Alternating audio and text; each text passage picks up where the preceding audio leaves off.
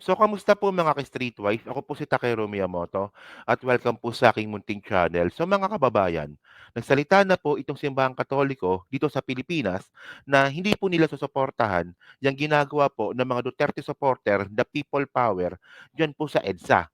So, wag niyo pong minamaliit po ang simbahang katoliko dito sa Pilipinas kasi alam naman po natin no, na bukod po sa almost 95 no, 95% po ng mga Pilipino ay mga Katoliko, eh, base po sa history ng Pilipinas, doon po sa mga naging successful na people power, dalawa lang naman yan, palagi pong involved dito ang simbahan. Pero this time mga ka-streetwise, nagsalita na po ang simbahang katolika na hindi po sila susuporta dito.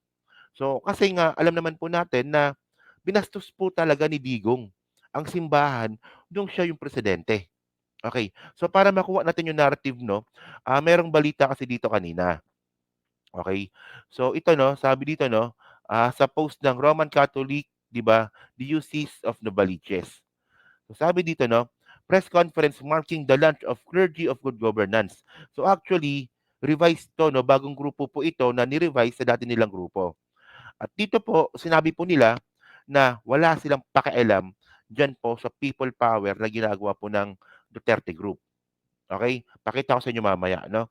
So sabi pa dito, the significant initiative seeks to strengthen the church role in fostering ethical leadership and active engagement for the promotion of justice and common good. So hustisya. At alam naman po natin mga kababayan na yung extrajudicial killing po ni Digong ay hindi po ito hustisya. So actually, mayroong balita ata dito, no?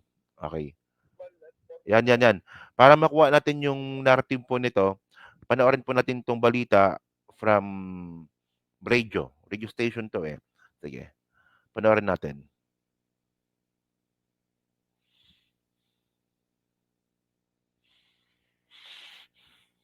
Inilunsad ngayong araw ang Clergy for Good Governance. Binubuo ito ng 12 bishop at 211 o 211 na mga pari sa buong bansa. Bago nito, isang misa ang sinagawa dito sa Immaculate Conception Cathedral. Ayon kay Father Tony Labiao, isa sa mga bumubuo ng Clergy for Good Governance, nagsimula ang kanilang grupo sa pagpupulong noong nakalipas na Oktubre. Dito anya nabuo ang paglibran sa dati nilang samahan na Clergy for Moral Choice sa Clergy for Good Governance. Ang kanilang pangunahing misyon ay tumugon sa mga pangailangan ng mga mahihirap, isulong ang kapakanan ng mga nakakarami at itaguyod ang mga aral ng simbahan. Layon nilang pagtuunan ng advokasya para sa makatarungan at maayos na pamamahala lalo na sa 2025 national at local elections. Target naman nila na maabot ang nasa 1,500 na miyembro na pari sa buong bansa upang mapalakas ang advokasya ng mga pari. So yan, so ang plano ngayon ng grupo po nito is, mahikayat po nila yung 1,500 na kaparian sa buong Pilipinas. So mabigat po ito mga kababayan, hindi ito basta-basta. At tandaan natin, ulitin ko lang. Tandaan po natin na bawat people power po na naging successful sa Pilipinas, palaging nakasuporta po ang simbahang Katoliko dito. So ako naniniwala ako 'no, na kung wala po itong simbahang Katoliko dito po sa ginagawang people power ek-ek ng mga napakawalang kuwentang tao po na 'tong mga DDS, hindi po magiging successful 'yan. Kaya para sa akin po hindi po talaga siya threat. Okay. Sige. Nito, inilatag nila ang kanilang 7 panawagan, kabilang dito ang pagsusulong ng good governance sa mabuting pamamahala, komprehensibong electoral reforms, pagtutol sa political dynasty, paglaban sa korupsyon, pagrespeto sa karapatang pantao, pagprotekta sa kapaligiran, pagsusulong ng national interest at sovereignty. Matapos sa mga programa, O 'di ba ito rin yung pinaglalaban ni PBBM, eh, 'di ba? Ito rin 'yun, eh. ay kanya-kanya umano sila na magtutungo sa mga probinsya upang himukin at gisingin ang kamalayan ng taong bayan. Samantala, sa mga oras na ito, Okay, so okay na 'yan 'no. So ngayon mga ka-streetwise 'no, alam niyo kung ano nakakatuwa dito? So kanina meron silang press conference kanina at yung isa sa mga kasali dito sa grupo po na 'to ng mga kaparian, si Father Flavi. Ayan 'no, Father Flavi Villanueva. Na alam naman po natin na si Father Flavi Villanueva po, kalakihan natin, 'yan.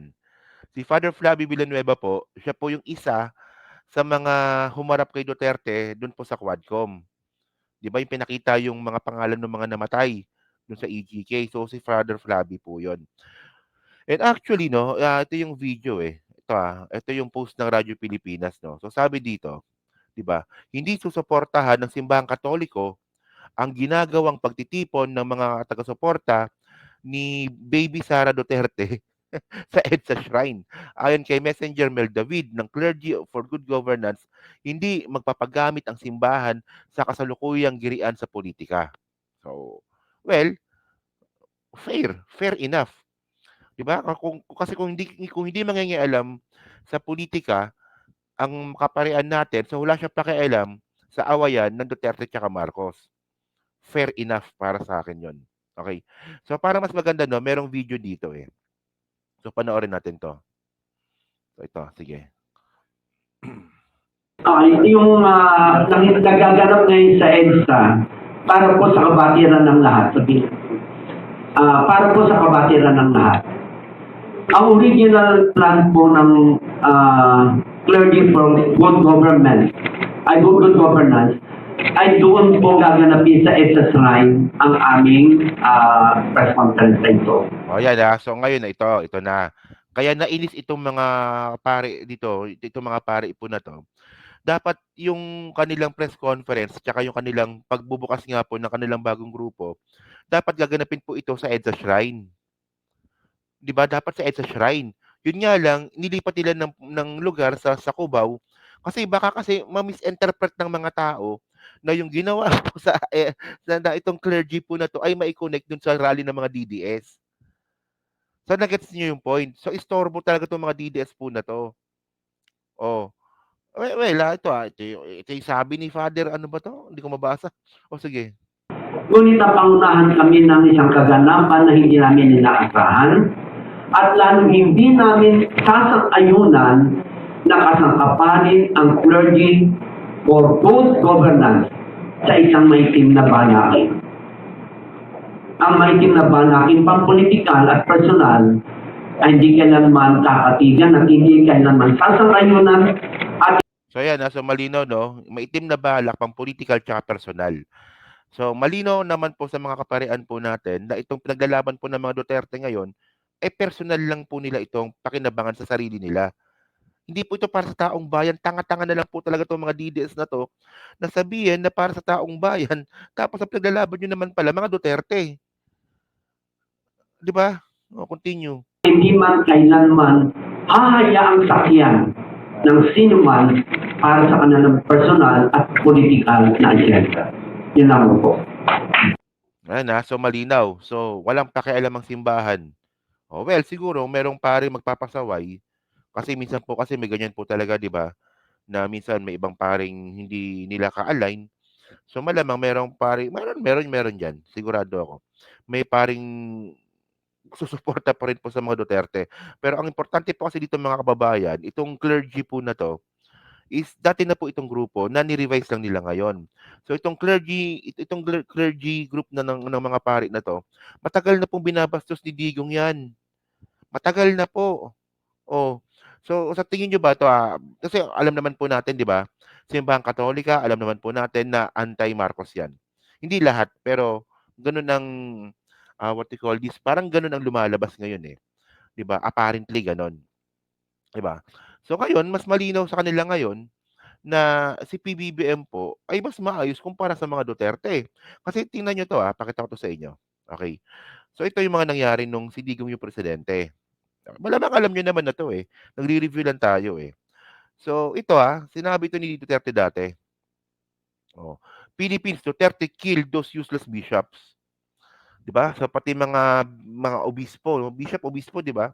Pati mga bishop po ng simbahang Katolika gustong ipatigok ni Digong, imbis na idaan sa due process. Kung meron mang loko-lokong bishop. Ang ginawa lang naman ng mga bishop nung panahon po ni Digong, binatikos lang po yung EGK niya. Sintu-sintu talaga 'no.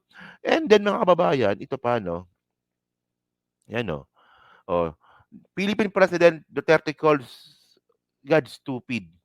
At ito po 'no, Diyos po ito ng simbahang Katolika. Ayan 'no, The Philippine President Rodrigo Duterte has called God's stupid sparkling anger in largely Catholic country, di ba? So ayan yan. So about sa Catholic God ito eh, di ba? Tapos ito pa yung isa, di ba? Duterte Catholics should pray at home, not pay church idiots. So, hindi kasi ako mga kababayan, no? Ako ano ako eh, agnostic ako eh. Agnostic ako. Pero kung minsan napapansin niyo pumupunta akong Quiapo Church. Ewan ko gano'n yung pagiging agnostic ko eh. Kasi para kasi sa akin 'no, yung ano, bukod po sa majority po ng religion sa Pilipinas ay Katoliko, eh naniniwala po ako na ang Katoliko rin po ay humubog din po ng kultura ng Pilipinas. So, kaya ayun ang paniniwala ko. Yun nga lang itong si Duterte mga kababayan, napaka-inutil po talaga nito, 'di ba? Mismong kulturang pangrelihiyon ng Pilipinas binabastos niya po. Oh. So ngayon ang point natin dito, ngayon po dahil po sa nangyari po na 'yan nung si Duterte po yung presidente dati na binabastos ninyo yung simbahang Katoliko, so sigurado naman po ngayon na napaka no-brainer naman na ngayong panahon po na 'to, na kung kailan kailangan, 'di ba, ng simbahang ng impluwensiya ng simbahan,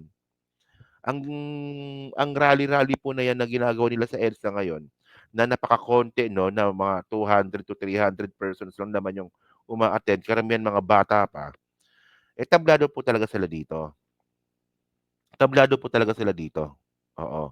Hindi po talaga nila ako naniniwala kung hindi nila papansinin, hindi papansinin ng hindi susuportahan, hindi papansinin ng simbahang Katoliko itong ano, itong, rally-rally po na 'to ng mga Duterte Group.